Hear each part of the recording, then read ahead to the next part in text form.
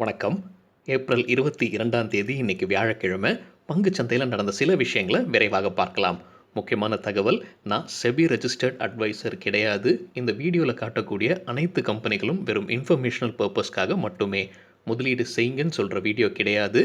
எந்த ஒரு முதலீட்லயும் ரிஸ்க் இருக்கும். ரிஸ்க் புரியாம இன்வெஸ்ட் செய்யாதீங்க. ரிஸ்க் புரியலன்னா தயவுசெய்து இன்வெஸ்ட்மெண்ட்டை தவிர்த்துருங்க. வீடியோக்குள்ளார போகிறதுக்கு முன்னாடி நம்ம ருப்பி டிரைவர் சேனலை சப்போர்ட் பண்ணுற அனைத்து நல்ல உள்ளங்களுக்கும் நன்றி. வீடியோ பிடிச்சிருந்ததுன்னா தயவுசெய்து லைக் பண்ணுங்கள், தெரியாதவங்களுக்காக ஷேர் பண்ணுங்கள். நிஃப்டி இன்னைக்கு க்ரீனில் க்ளோஸ் ஆயிருக்கு. கிட்டத்தட்ட 110 புள்ளிகள் அதிகம் பெற்று 0.77% அதிகமாக க்ளோஸ் ஆயிருக்கு. 14,406 லெவலில் இன்னைக்கு ஓப்பன் முந்தின க்ளோஸை விட கிட்டத்தட்ட 78 புள்ளிகள் கேப் டவுனில் ஓப்பன் ஆயிருக்கு. அப்புறம் லோவான 14,150 டெஸ்ட் பண்ணுது, ஹையான 14,425 டெஸ்ட் பண்ணுது. வாலட்டிலிட்டி இண்டெக்ஸ் 2.67% அதிகரிச்சிருக்கு. நிஃப்டியுடைய பிஇ ஏப்ரல் 20ஆம் தேதி டேட்டா வச்சு பார்க்கும்போது 31.97 இருந்தது. நிஃப்டியுடைய 15 மினிட் சார்ட்டில் நம்ம பார்க்கும்போது முதல் கேண்டில் பார்த்தீங்கன்னா கொஞ்சம் வாலட்டைலாக தான் இருந்திருக்கு. ஸோ கேப் டவுனுக்கு அப்புறமாக 14,200 பிரேக் பண்ணிடுச்சுங்க. லோவான 14,150 வரைக்கும் போச்சு. அதுக்கப்புறமாக ஆனால் க்ளோசிங் பார்த்தீங்கன்னா 14,200க்கு மேலே இருக்குது அந்த கேண்டில். ஆனால் ஸ்டெடியான பையிங் இருந்திருக்கு. 45 டிகிரி ஆங்கிளில் மேலே போய்கொண்டே இருந்தது.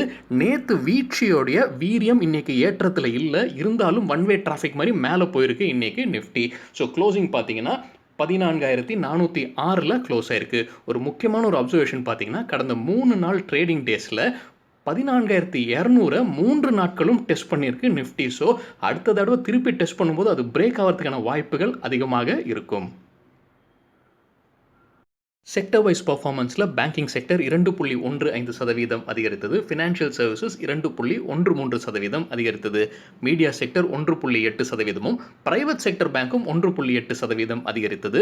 மெட்டல் செக்டர் 1.7%, ரியாலிட்டி செக்டர் 1.3% அதிகரித்தது. Public sector bank 0.75%, auto sector 0.14% அதிகரித்தது. ஐடி செக்டர் 0.2% விழுந்தது. ஃபார்மா செக்டர் 0.36%, எஃப்எம்சிஜி 0.74% விழுந்தது. நிஃப்டியில் டாப் 5 கெய்னர்ஸ். விப்ரோ 3.5% அதிகரித்தது. ஐசிஐசிஐ பேங்க்கும் 3.5%, டாடா ஸ்டீல் 3.2%, ஜேஎஸ்டபிள்யூ ஸ்டீல் கிட்டத்தட்ட 3%, ஹெச்டிஎஃப்சி 2.5% அதிகரித்தது. Top 5 losers. ஸ்ரீ சிமெண்ட்ஸ் 2.77% விழுந்தது. டைட்டன் 2.7%, டாடா கன்சியூமர் ப்ராடக்ட்ஸ் கிட்டத்தட்ட 2% விழுந்தது. இந்துஸ்தான் யூனிலீவர் 1.9%, நெஸ்லே இந்தியா 1.8% விழுந்தது. நெஸ்லே அவங்க ரிசல்ட் அனௌன்ஸ் பண்ணியிருந்தாங்க, அதோட ரியாக்ஷனாக கூட இருக்கலாம். சில இண்டிவிஜுவல் ஸ்டாக்ஸ் மற்றும் நியூஸ் விரைவாக பார்க்கலாம். இந்தியாவில் கடைசி 24 மணி நேரத்தில் 3 லட்சத்துக்கு மேலே கோவிட் கேசஸ் ரிப்போர்ட் ஆயிருக்கு. தமிழ்நாட்டில் 11,000க்கு மேலே கேசஸ் ரிப்போர்ட் ஆயிருக்கு.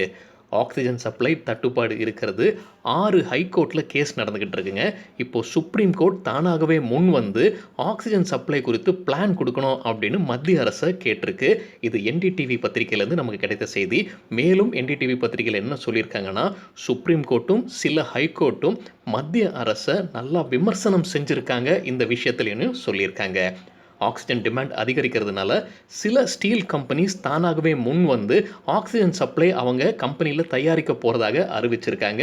சில கம்பெனிஸ் கவர்மெண்ட்டாக கேட்டு முன் வந்து செய்கிறாங்க. டாடா ஸ்டீல் உதாரணத்துக்கு ஆக்சிஜன் சப்ளை செய்ய போகிறதாக அறிவிச்சிருக்காங்க. இன்ட்ராடேல 5% அதிகரித்தது. டாடா ஸ்டீலுடைய சப்சிடி கம்பெனி ரிசல்ட்டும் அனௌன்ஸ் பண்ணியிருந்தாங்க. அது கூட ஒரு காரணமாக இருந்திருக்கலாம் இன்னைக்கு ஷேர் பிரைஸ் 5% அதிகரித்ததற்கு. ஸ்டீல் அத்தாரிட்டி ஆஃப் இந்தியாவும் முன் வந்திருக்காங்க. இன்ட்ராடேல 4% அதிகரித்தது. அதே மாதிரி ஜேஎஸ்டபிள்யூ ஸ்டீல் இன்ட்ராடேல 4.8% அதிகரித்தது. எவரெஸ்ட் கேண்டோ சிலிண்டர் இன்னைக்கு மறுபடியும் அப்பர் சர்க்கியூட்டை எட்டியிருக்குங்க. 10% அதிகரிச்சிருக்கு. கடந்த 5 நாட்களில் 66% அதிகரிச்சிருக்கு. இப்போ லாஜிஸ்டிக் கம்பெனிஸ் மேலேயும் ஒரு ஃபோக்கஸ் இருக்குங்க. ஏன்னா இப்போ வேக்சின் மற்றும் ஆக்சிஜன் சிலிண்டர்ஸ் எல்லாமே ரெடியானா கூட இது எல்லாமே எங்கே போய் சேரணுமோ அங்கே கொண்டு சேர இந்த லாஜிஸ்டிக்ஸ் கம்பெனிஸ் தேவைப்படும். அதே மாதிரி கொரோனாவுடைய எண்ணிக்கை அதிகரிக்கிறதுனால ஹேண்ட் வாஷ் மற்றும் சானிடைசரோட சேலும் அதிகரிக்க வாய்ப்பு இருக்குன்னு கருதப்படுது. அதனால சில எஃப்எம்சிஜி ஸ்டாக்ஸும் ஃபோக்கஸில் இருக்காங்க.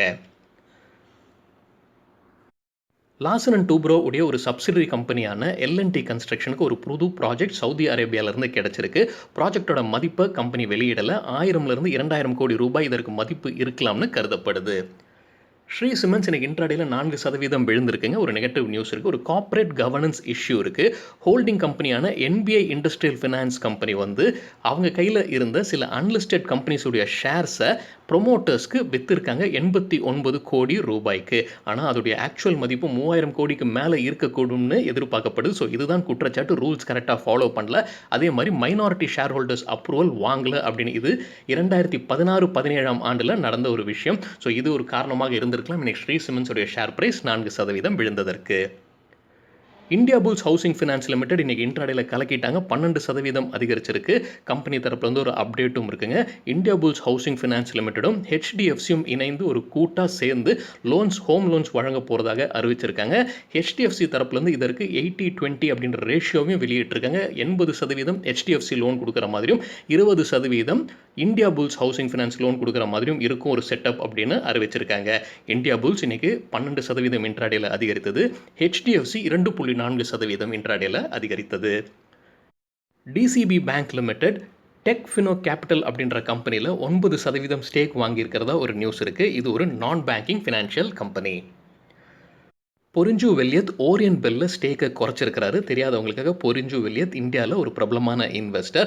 அவருடைய கம்பெனியான ஈக்விட்டி இன்டெலிஜென்ஸ் டிசம்பர் குவார்ட்டரில் இந்த கம்பெனியில் 4.25% ஸ்டேக் வச்சுருந்தாங்க. மார்ச் குவார்ட்டரில் பார்க்கும்போது 3.90 மட்டுமே வச்சுருக்காங்க. ஸோ அவர் சில ஷேர்ஸை செல் பண்ணியிருக்கிறாரு. கேப்லின் பாயிண்ட் லேபரேட்டரிஸ் 4.5% அதிகரித்தது இன்ட்ராடேல. அவங்க சப்சிடரி கம்பெனியான கேப்லின் ஸ்டெர்லைட்ஸுக்கு யூஎஸ் எஃப்டிஏ அப்ரூவல் கிடைச்சிருக்கு ஒரு மருந்துக்கு. அந்த மருந்துடைய பேர் நியோஸ்டிக்மைட் மெத்தில் சல்ஃபேட் இன்ஜெக்ஷன். அது எதற்குரிய மருந்து அப்படின்றதையும் கம்பெனி வெளியிட்டிருக்காங்க. அது எனக்கு புரியலைங்க. யூஎஸ் எஃப்டிஏ வந்து US food and drug administration கிட்ட இருந்து கிடைத்த அப்ரோச். இது கூட ஒரு காரணமாக இருந்திருக்கலாம். ஸ்வராஜ் என்ஜின்ஸ் அவங்களுடைய குவார்ட்டர்லி ரிசல்ட்டை அனௌன்ஸ் பண்ணியிருந்தாங்க. இன்னைக்கு இன்ட்ராடேல 8.2% அதிகரிச்சிருக்கு. ரிசல்ட் ரியாக்ஷனாக கூட இருக்கலாம். கம்பெனி டிவிடெண்ட் ரெக்கமெண்டேஷன் கொடுத்துருக்காங்க. ₹50 ஒரு ஷேருக்கு ஷேர் ஹோல்டர்ஸ் அப்ரூவல் கிடைக்கணுங்க. அதே மாதிரி ஸ்பெஷல் டிவிடெண்ட் ₹19 கூடுதலாக அறிவிச்சிருக்காங்க. இதுவும் ஷேர் ஹோல்டர்ஸ் அப்ரூவல் கிடைக்கணும். ஸோ ஒட்டு மொத்தமாக பார்க்கும்போது ₹69 டிவிடெண்ட் கிடைக்கிறதுக்கான வாய்ப்புகள் இருக்குது. வோகாட் ஃபார்மா இன்ட்ராடேல 8.2% அதிகரித்தது. ஃபார்மா கம்பெனிகள் நல்லா பர்ஃபார்ம் பண்ணிக்கிட்டு இருக்காங்க. இன்னைக்கு கம்பெனி தரப்புல இருந்து ஒரு அப்டேட்டும் இருக்குங்க. ஃபண்ட் ரைஸ் பண்ண போகிறதாக அறிவிச்சிருக்காங்க.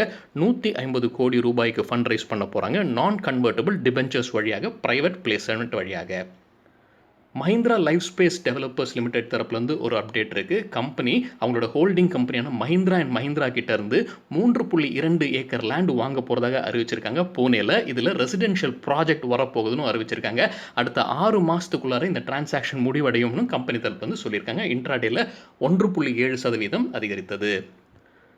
ஃபியூச்சர் என்டர்பிரைஸ் லிமிடெட் அவங்களுடைய கிரெடிட் ரேட்டிங்கை வெளியிட்டிருக்காங்க. கேர் கொடுத்துருக்கிற ரேட்டிங் இது எதிர்பார்த்த மாதிரி டவுன் கிரேட் நடந்திருக்கு. சியிலேருந்து இப்போ டி ரேட்டிங் கொடுத்துருக்காங்க. என்ன காரணம்னு பார்க்கும்போது அவங்க வட்டி கொடுக்க வேண்டியது இருந்திருக்கு நான் கன்வெர்ட்டபிள் டிபெஞ்சர்ஸ்க்கு. அது கொடுக்கல போல தெரியுது. அதனால் இந்த டவுன் கிரேட் நடந்திருக்கலாம்.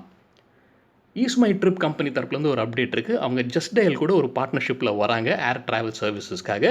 இன்ட்ராடேல 2.9% அதிகரித்தது இந்த கம்பெனியுடைய ஷேர் ப்ரைஸ்.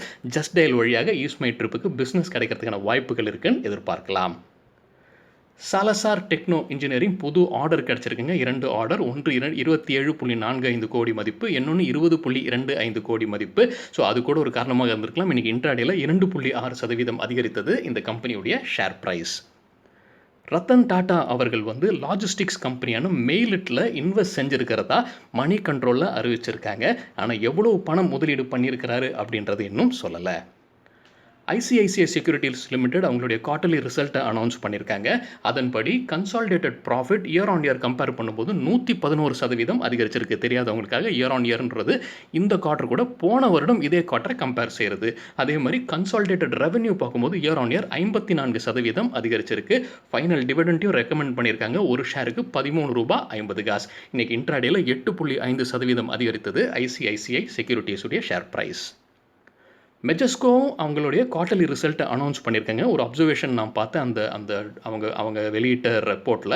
அதில் ரெவென்யூ பார்த்தீங்கன்னா மார்ச் குவார்ட்டரில் 0ன்னு இருந்திருக்குங்க. இன்னொரு தடவை அது சரி பார்க்கணும். ஆனால் ரெவென்யூ 0வாக இருக்கும் பட்சத்தில் கம்பெனி எதுவுமே பிஸ்னஸ் செய்யலையா அப்படின்ற ஒரு கேள்வி எழும்புது. இன்றைக்கி இன்ட்ராடேல கிட்டத்தட்ட 5% விழுந்தது மெஜஸ்கோ கம்பெனியுடைய share price. Den networks, Hathway மற்றும் டிவி18 ப்ராட்காஸ்ட் வந்து நெட்வொர்க் 18 கூட மெர்ஜ் பண்ண போறதாக முன்னே ஒரு நியூஸ் இருந்ததுங்க. அது இப்போ கேன்சல் செய்து விட்டோம் அப்படின்னு கம்பெனி தரப்புலேருந்து அப்டேட் இருக்கு. இன்னைக்கு டென் நெட்வொர்க்ஸ் இன்ட்ராடேல கிட்டத்தட்ட 11% விழுந்தது. ஹேத்வே 6% விழுந்தது. டிவி18 ப்ராட்காஸ்ட் மற்றும் நெட்வொர்க் 18 வந்து பாசிட்டிவா இருந்திருக்கு. ஏன்னா அவங்க ரிசல்ட் கூட வந்தது. அது கூட ஒரு காரணமாக இருக்கலாம். டிவி18 ப்ராட்காஸ்ட் 18.8%, நெட்வொர்க் 18 14% அதிகரித்தது. ஒரு சின்ன பின்னணி இந்த மெர்ஜர் குறித்து. டிவி18 ஷேர் ஹோல்டர்ஸ்க்கு 92 ஷேர் கிடைச்சிருக்கும். நெட்வொர்க் 18 100 ஷேர் வச்சிருந்தா. அதே மாதிரி ஹேத்வே சப்ஸ்கிரைபர்ஸ்க்கு 78 ஷேர் நெட்வொர்க் 18 கிடைச்சிருக்கும். 100 ஷேர் வச்சிருந்தா. டென் நெட்வொர்க் ஷேர் ஹோல்டர்ஸ்க்கு 191 ஷேர்ஸ் கிடைச்சிருக்கும். நெட்வொர்க் 18 100 ஷேர் வச்சிருந்தா. ஸோ இது கூட ஒரு காரணமாக இருந்திருக்கலாம். இது ஃபெயில் ஆனதுனால டென் நெட்வொர்க்ஸ் நல்லா விழுந்ததற்கு. அதே மாதிரி டென் நெட்வொர்க்ஸ் பார்த்தீங்கன்னா கடந்த ஒரு ஆண்டில் 220% அதிகரிச்சிருக்காங்க. இதுதான் கவனிக்கணும். அவங்களுடைய சார்ட்டை நான் பார்க்கும்போது ஒரு வருடத்துக்கு முன்னாடி தான் இந்த அனௌன்ஸ்மெண்ட் வந்ததுங்க. மெர்ஜர் பண்ணுறதுக்கு வாய்ப்புகள் இருக்குன்ற அனௌன்ஸ்மெண்ட் வந்தது. ஸோ அதிலிருந்து பார்க்கும்போது 220% அதிகரிச்சிருக்கு. ஹையான 110 வரைக்கும் போயிருக்கு டென் நெட்வொர்க்ஸ். இப்போ அந்த மெர்ஜர் இல்லை அப்படின்னு சொல்லியிருக்காங்க. ஸோ இதற்கு முன்னாடியே விழ ஆரம்பிச்சிருக்கு டென் நெட்வொர்க்ஸ். ஸோ இந்த நியூஸ் முதலே லீக் ஆயிருந்திருக்கிறதுக்கு கூட வாய்ப்பு இருந்திருக்கு. ஸோ இப்போ அஃபிஷியலாக வந்திருக்கு. ஸோ இனி எப்படி பர்ஃபார்ம் பண்ண போகுது இந்த ஸ்டாக் அப்படின்றது பொறுத்திருந்து பார்க்க வேண்டும். கெய்னர்ஸ் வித் ஹை வால்யூம் பட்டியலை விரைவாக பார்க்கலாம். ஹை வால்யூம்னு எப்படி சொல்கிறோன்னா, இன்றைக்கு வால்யூம் கூட கடந்த 10 நாளைக்கான ஆவரேஜ் வால்யூமை கம்பேர் செய்து 100%க்கு மேலே இருக்கிற சில ஸ்டாக்ஸ் கெய்னர்ஸ்ன்னு சொல்லும்போது ஷேர் ப்ரைஸ் அதிகரித்திருக்க வேண்டும். மறுபடியும் ஃபார்மா செக்டரை சார்ந்த கம்பெனிகள் நிறைய இந்த லிஸ்ட்டில் இடம் பிடிச்சிருக்காங்க. டிடிகே ஹெல்த் கேர் மற்றும் கோப்ரான் ஃபார்மாசூட்டிகல்ஸ் 20% தலா ஷேர் ப்ரைஸ் அதிகரித்தது. வால்யூமும் நல்லா அதிகரிச்சிருக்கு. ரிஃபெக்ஸ் இண்டஸ்ட்ரீஸ் கெமிக்கல் கம்பெனி அதுவும் 20% அதிகரிச்சிருக்கு. 344% வால்யூம் அதிகரிச்சிருக்கு. ஃபார்மா செக்டரை சார்ந்த சுவன் லைஃப் சயின்சஸ் மற்றும் ஆஸ்ட்ராசெனகா அவங்களும் ஷேர் ப்ரைஸ் நல்லா அதிகரிச்சிருக்கு. வால்யூமும் நல்லாவே அதிகரிச்சிருக்கு. பாலிமெடிக்யூர் 9% ஷேர் ப்ரைஸும் 386% வால்யூம் அதிகரிச்சிருக்கு. ஷில்பா மறுபடியும் ஒரு ஃபார்மா கம்பெனி 8.7% ஷேர் ப்ரைஸும் 462% வால்யூம் அதிகரிப்பு. ஹெரன்பா இன்னைக்கு 8% ஷேர் ப்ரைஸ் அதிகரிப்பு, 128% வால்யூம் அதிகரிப்பு. ஏஞ்சல் புரோக்கிங் 7% ஷேர் ப்ரைஸும் 123% வால்யூம் அதிகரிப்பு. லூசர்ஸ் வித் ஹை வால்யூம் பட்டியலில் ஃபைசர் ஒரு ஃபார்மா கம்பெனிக்கு இன்றைக்கி விழுந்திருக்கு. கிட்டத்தட்ட 4.6% விழுந்திருக்கு. 153% வால்யூம் அதிகரிச்சிருக்கு. 2.25 மணிக்கு அப்புறமா தாங்க ஒரு ஃபைசரில் ஒரு பெரிய ஃபால் இருந்திருக்கு. ஒரு அன்கன்ஃபர்ம்டு நியூஸ் போய்கொண்டிருக்கு. என்ன நியூஸ் அப்படின்னு பார்க்கும்போது, ஃபைசர் கம்பெனி இந்திய அரசாங்கத்துக்கு கூட அவங்களுடைய வேக்சினுக்குரிய ப்ரைஸை பேச்சுவார்த்தை நடத்திக்கிட்டு இருக்காங்கன்னு சொல்கிறாங்க. அதில் ஃபைசர் வந்து ப்ராஃபிட்டே வேண்டாம் எங்களுக்கு அப்படின்னு சொன்ன மாதிரி ஒரு நியூஸ் போய்கொண்டு இருக்கு. ஸோ அது கூட ஒரு காரணமாக இருக்கலாம். ஷால்பை 3% ஷேர் ப்ரைஸ் வீழ்ச்சி, 130% வால்யூம் அதிகரிப்பு.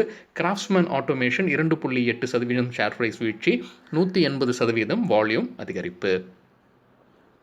சரிங்க, இதுதான் சில விஷயங்கள் என்னுடைய பார்வைக்கு எட்டியது. உங்களுக்கு ஏதாவது இன்ட்ரெஸ்டிங்கான விஷயம் தென்பட்டிருந்ததுன்னா தயவுசெய்து பகிர்ந்து கொள்ளுங்கள். வீடியோ பற்றியான ஃபீட்பேக்கும் தயவுசெய்து பகிர்ந்து கொள்ளுங்கள். நன்றி, வணக்கம்.